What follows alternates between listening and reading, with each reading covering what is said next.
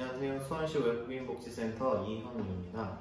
오늘은 E9 비자에서 E7 비자로 변경하는 방법에 대해서 문의하시는 분들이 많아서 그거에 대해서 좀 알려드리려고 하는데요.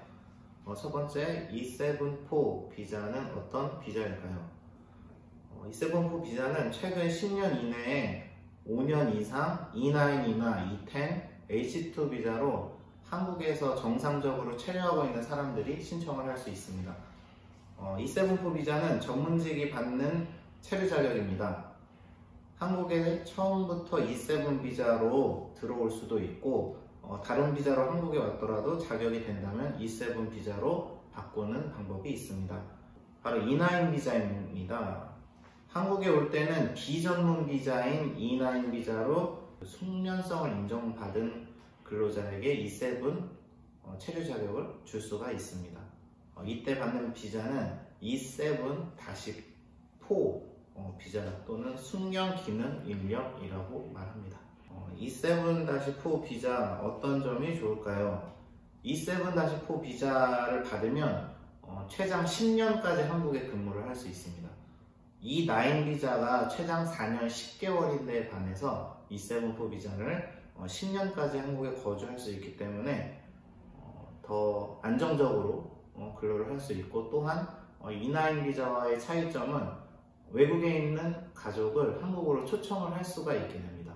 E9 비자는 가족 초청이 어려워서 이제 본인의 나라로 가야 되는데 E7-4 비자는 가족을 초청할 수 있다는 게 차이점이 될 것 같습니다. 어떤 근로자가 E7-4 비자를 받을 수 있을까요? 2021년도 기준으로 했을 때 정기적인 선발로 1년에 680명을 선발했다고 합니다. 현재 대부분은 정기 선발로 신청을 하고 있기 때문에 1년에 4번 나누어서 선발을 하고 있는데 한 번에 170명씩 선발해서 총 680명을 선발합니다. 분기별 선발 결과는 발표일에 법무부가 하이코리아 사이트에 공고를 하고 있습니다. 선발은 어떻게 하는지 선발 기준 그리고 점수에 대해서 간략하게 알려주세요 라고 하면 신청 자격은 다음과 같습니다. 기본 항목인 산업 기여 가치와 미래 기여 가치 중에서 어느 하나라도 일정한 점수 조건이 충족되어야 신청이 가능합니다. 산업 기여 가치 점수가 10점 이상으로 다른 항목의 점수를 더한 총 득점이 52점 이상이면 접수가 가능한데, 연소득은 세무서에서 발행되는 소득 금액 증명원 상 그 소득 금액이 2년 연속으로 2,600만 원을 넘어야 그 기준에 부합합니다. 연간 소득이 이에 해당하지 않는다면 미래 기여 가치를 보셔야 하는데요. 미래 기여 가치는 자격증, 학력, 나이, 토픽 이 4가지로 쉽게 설명을 해드릴 수 있을 것 같은데, 이 점수가 총 합이 35점 이상으로 다른 항목의 점수를 더한 총 득점이 72점 이상이면 접수할 수가 있습니다. 이렇게 말로 하면 조금 어려울 수가 있는데 저희 센터로 문의를 해주시면 저희가 관련된 사이트 혹은 자료 혹은 자세한 상황에 맞는 설명을 또 해드리도록 하겠습니다.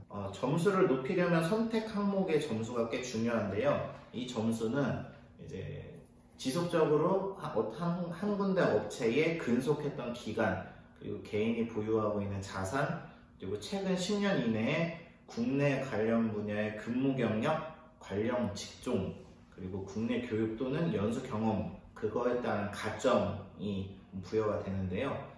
가령 근무 경력과 뿌리산업, 뿌리산업은 이제 주조, 금형, 소성가공, 용접, 표면처리, 열처리 같은 우리 산업의 근단이 되는 것들을 뿌리산업이라고 하죠. 그 분야 및 농업이나 축산업 등은 최대 15점까지 더 받을 수가 있습니다. 그래서 더 유리하다고 볼 수 있죠. 그리고 가점과 관련해서는 국내 읍, 면 지역 근무 또한 최대 10점까지 더할 수 있으므로 본인이 회사가 시나 특별시나 광역시 또는 시 단위가 아니라 군 단위여서 읍이나 면 굉장히 좀 시골에 있다라고 판단이 되면 최대 10점까지 또 가점이 될 수 있으니까 그 점을 참고해 주시면 될 것 같고요. 그런 확인 절차를 거쳐서 본인에게 해당이 되는 가점을 최대한 많이 받을수록 E7포 취득에 유리하게 될 것 같습니다. 자, 비자 신청할 때 주의해야 할 부분이 있나요? 주의사항은 출입국 관리법 위반에 따른 감점도 최대 50점까지 있고요.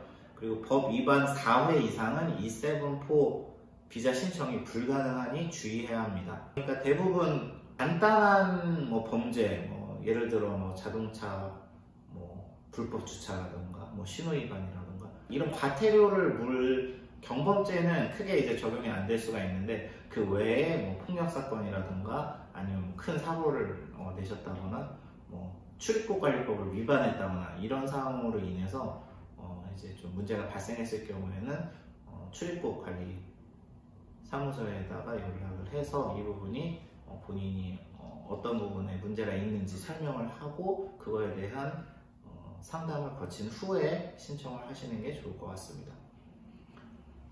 비자 신청 시 필요한 증빙 서류를 알려주세요. 필요 서류는 다음과 같습니다.